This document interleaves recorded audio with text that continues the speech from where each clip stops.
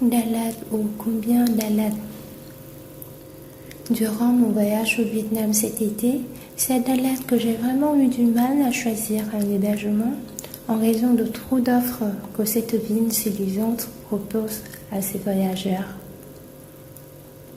Après avoir consulté mille et un avis de mes amis vietnamiennes à Saigon, je décide de me rendre sur place pour visiter les villas afin de faire le choix par moi-même.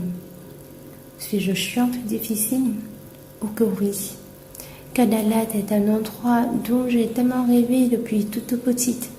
Une vieille villa à la française se cachant derrière la colline verte de sapins, avec de la brume au matin et son balcon s'ouvrant à la renvallée toute fraîche après minuit trompé.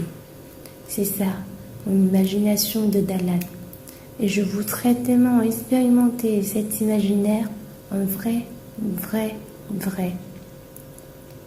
Avec mon copain, on a donc loué un scooter, fait la route toute sinueuse autour du lac Tulam magnifique pour finalement arriver au resort Bingan Village, ce qui signifie le village de paix en français.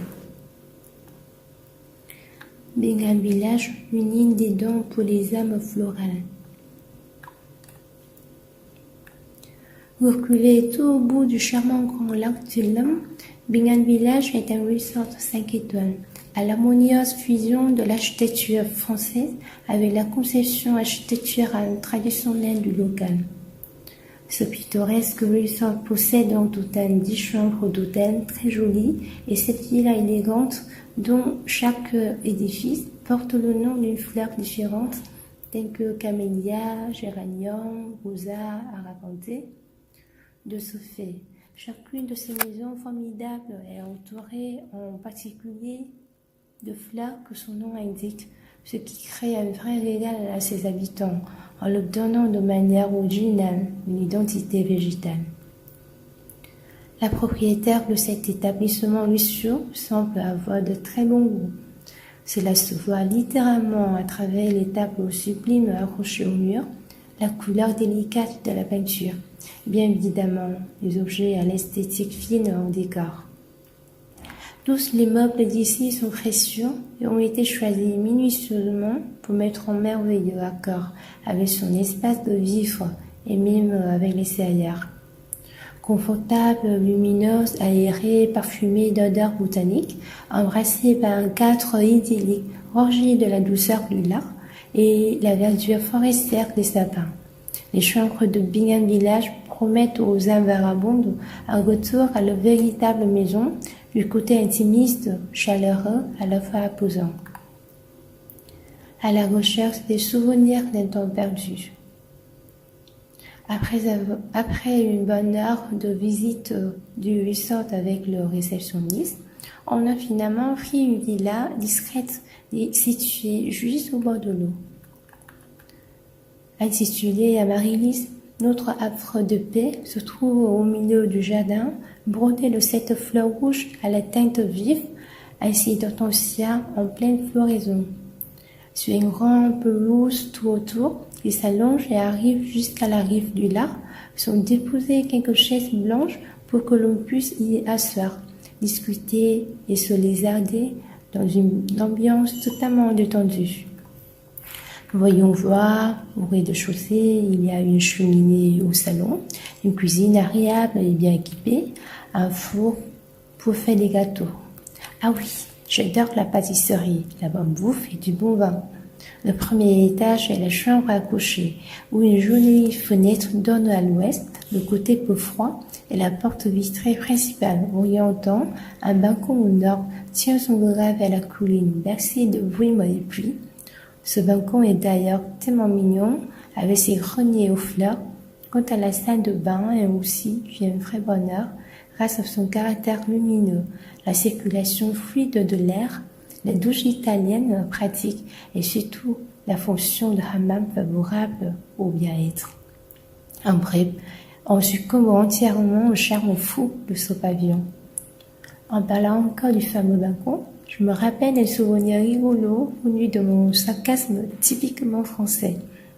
Ce jour-là, après avoir lavé ma lingerie, J'ai pris soudain une idée coquine, l'accrocher à la barrière de ma terrasse en faisant la référence à une carte postale achetée à Aix-en-Provence il y a quelques années, dans laquelle esquisse de culottes mises sur le film à linge et qui a imprimé sur le papier à la couleur de lavande, une nuance colorée typique de la région provençale. Et voilà, j'ai une carte postale à la tienne, encadrant le petit trusserie, des rayons du soleil, de l'au-delà, et un sourire malin caché derrière mon appareil photo. Rester au calme, à la fraîcheur et à l'abri des milliers de fleurs différentes nous fait énormément du bien. On arrive à Dalat juste après la fête nationale. La saison haute du tourisme vient de passer. Nous sommes donc presque les seuls voyageurs dans ce hameau pour pouvoir profiter de ce paradis en profonde tranquillité. Au rythme pluvieux du matin, de l'après-midi et du soir. C'est le début de la mousson et il pleut régulièrement dans l'après-midi. À ce moment-là, on est content de se réfugier dans notre cocon, de préparer du thé noir au long, super bon qu'on a acheté dans une boutique en ville. Une fois que le thé est prêt, il est versé dans les 2 tasses en poterie raffinée de haute qualité, à décor les petites feuilles vertes. En regardant la pluie descendre sans arrêt sur le lac, le sommeil nous attrape ainsi. La lumière chaude de la chambre, le papier peint aux maigres fleurs, l'atmosphère dégage quelque chose de tendre, de consolant, comme une saveur préférée du passé. Je me souviens encore des matinées à Dalat. Mon balcon porte direct à la vue irrésistible de la forêt et du lac lointain. Le soleil se lève lentement. Des nuages entourent le château, à l'autre rive, tandis que les vieux sapins raides haussent leurs chapeaux peintus pour déchirer la boîte tissée de brume et de rosée. Les premiers éclats du soleil, très fragiles et mouillés, longent le bras interminable pour caresser la faune. La nuit à Dalat, je m'amuse dans la cuisine pour faire un repas ni à la française ni à la vietnamienne.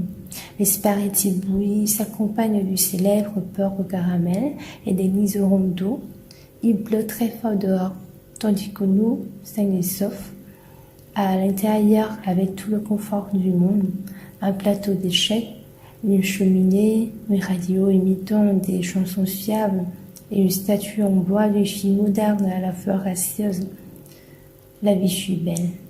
Peut-être pendant toute ma vie, j'ai seulement rêvé de vivre dans un tel endroit. Si jamais on pourrait bâtir ensemble un lieu comme cela.